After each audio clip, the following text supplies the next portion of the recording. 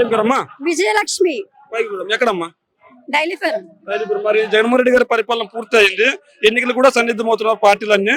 మరి పరిస్థితి ఏందమ్మా? జగన్ గారి పరిపాలన బాగుందా? అవ్వలేదండి, ఇంకా ఆయన చేస్తారు. అవ్వలేదు అంటే పూర్తి. ఈ 5 ఏళ్ళు పూర్తయింది అంటున్నారు. ఈ 5 ఏళ్ళైనా ఇకపై కూడా ఆయన చేస్తారు. జగన్మోహన్ రెడ్డి ఎందుకు ఆయన చేస్తారంటే ఏం చెప్తారు? ఆయన చేస్తారని పక్క ఆయన వస్తారు కూడా. ఎందుకు వస్తారంటే అలా చేశారు కాబట్టి. ఏం చేయలేదంటున్నారు కదా. ఎవరో అన్న వాళ్ళకి మనసు లేదు, గుండె లేదు, బతికున్నా లేనట్టే. మీరు ఏం చూసారమ్మా? జగన్మోహన్ రెడ్డి గారు పలానా పని చేశారని. మా ఇంట్లో మా బాబుకి అమ్మఒడి అందింది, మా అమ్మగారు పింఛని అందుకుంటున్నారు. మేమైతే ఇంట్లో కూర్చొని డోక్రా లోన్ తీసుకుంటే రుణమాఫీలు చేశారు, చాలానే చేశారు. చేయలేదంటే ఏమీ లేవు. ఆయన చెప్పినవన్నీ జరిగాయి. అంటే మీలాంటి యంగర్స్ కి ఉద్యోగాలు ఇవ్వట్లేదు అంటున్నారు కదా. ఏంటంటే మీలాంటి యంగర్స్ కి ఉద్యోగాలు ఇవ్వట్లేదు అంటున్నారు కదా. ఎవరు ఇప్పుడు వాలంటీర్స్ ఉద్యోగమే కదండి చేస్తున్నారు. 5,000 జీతం అంటున్నారు కదా. ఇక సింపుల్ లేడీస్ కి అది ఎక్కువండి. సింపుల్ ఇప్పుడు చాలా మంది మేము చదువుకోలేదు, మేము ఇంట్లో బాధపడుతున్నాం, అయ్యా ఆ చదువు మాకుంటే మేము అది చేసుకుందామేమో అని. 5,000 వస్తాయి కదా సార్, ఎవరిస్తారు 5,000? ఖాళీగా ఉన్న వాళ్ళు చాలా మంది వెళ్ళారు. అలాగా ఇంటింటికి తెల్లవారు 5ంటికి వెళ్ళి వాలంటీర్స్ కాల్ లేని వాళ్ళు, ముసలోళ్ళు, ఇలాంటి వాళ్ళు అందరికి ఇంటింటికి పట్టుకెళ్ళి ఇస్తున్నారు. మరి అది మంచి పనే కదండి. మీరేమో మంచి పని అంటున్నారు, జగన్మోహన్ రెడ్డి గారు మంచి పరిపాలన చేశారు, మళ్ళీ వస్తారని చెప్తున్నారు. మరి జగన్మోహన్ రెడ్డి గారిని ఓడించడానికి టీడీపీ జనసేన ఒకటైంది అంటున్నారు కదా. అది వాళ్ళ ఒపీనియన్, అది మనకు అనవసరం. కానీ జగన్ వస్తారు, గెలుస్తారు. అంటే పవన్ కళ్యాణ్ వైపు పెద్ద ఎత్తున కాపులు ఉన్నారు, వాళ్ళందరూ కలిసి జగన్మోహన్ రెడ్డి గారిని ఓడించలేరంటారా? అదంతా కులంతో వెళ్ళేదైతే నిజంగా అయితే మేము చెప్పలేం కదండి. ఆయన అయితే ఎవరిని ఎంచలేదు, అందరికీ చేశారు. అలా జగన్మోహన్ రెడ్డి గారు కేవలం రెడ్లకు మాత్రమే న్యాయం చేశారు, మిగిలిన వాళ్ళకి అన్యాయం చేశారు లేదండి. ఇందులో ప్రతి మంది ఒక రెడ్డిలే లేరు, చాలా మంది క్యాస్ట్ ని తీయకండి. పాలిటిక్స్ లో కంటే క్యాస్ట్ ని తీస్తే ఎవరు వెళ్ళలేము. ఆయన చాలా బాగా చేశారు, అందరికీ చేశారు. మా ఏరియాలో మేము ఒక అపార్ట్మెంట్ లో ఉంటాం, ప్రతి కులపోలమే ఉన్నాం. ముస్లింస్ ఉన్నారు, కాపులు ఉన్నారు, రెడ్డిలు ఉన్నారు, ఇంకా పేర్లు తీయకూడదు కానీ చాలా కులపోలు ఉన్నారు. అందరికీ అన్ని జరిగాయి.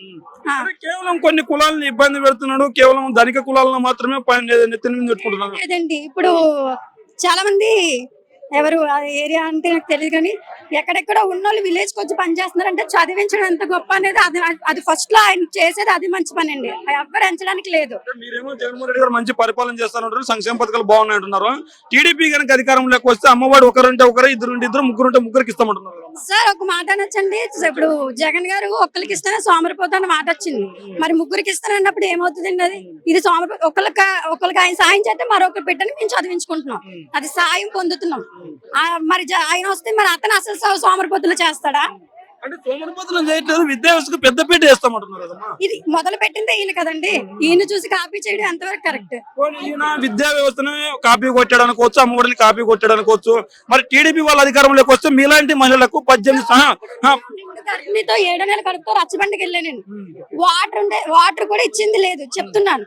రేషన్ కార్డు రాలే, ఆయన వచ్చిన వెంటనే రేషన్ కార్డు వచ్చింది, మాకు స్థానం వచ్చింది అని తిరగకుండా. మేము కొన్ని ఆఫీసులకు వెళ్తే మాకు ఇంత ఇవ్వండి అమౌంట్, మీకు ఈ పని చేయిస్తాం, మాకు ఇంత అమౌంట్ ఇస్తే మీకు ఈ పని చేస్తాం అన్నోళ్ళు ఉన్నారు తప్ప ఇలాగ ఇంటింటికి వచ్చి మీకు ఏం లేదమ్మా, మీకు ఏం కావాలమ్మా అని అడిగి చేసిన ఆయన జగన్మోహన్ రెడ్డి గారు. మీలాంటి మహిళలకు 18 సంవత్సరాలు నిండిన ప్రతి మహిళకు 1,500 ప్రతి నెల డబ్బులు ఇస్తామంటున్నారు. ఎవరండి? టీడీపీ. ఇప్పుడు అది అసలు సోమరిపోతులు చేయడం. 1,500 కోసమే ప్రతి నెల ఇచ్చేదే సోమరిపోతులు చేయడం. మహిళలకు భరోసా ఇస్తానంటున్నాడు. సంవత్సరం స్కూల్ ఫీజు సోమరిపోతులు అయిపోతే నెల 1,500 ఇస్తే ఏమవుతారు? మహిళలకి ఇంట్లో మగవారు పట్టించుకోవట్లేదు. నేను వాళ్ళకి పెద్దనలా అనుకోవచ్చు, పెద్ద కొడుకులా కావచ్చు, లేదంటే తమ్ముడు అనుకోవచ్చు, ఇంకోటి అనుకోవచ్చు. మహిళలకి ఇప్పుడు నెలలు ఇస్తున్నప్పుడు హస్బెండ్ ఇది నెల ఇస్తానన్నారు చూసారా, అది సోమరిపోతులు చేయడం. స్కూల్ ఫీజు అనేది అది ఉపయోగకరమైంది, అది చాలా ఉపయోగం. ఎందుకంటే చాలా మంది చదివించుకోలేని వాళ్ళు ఉన్నాం.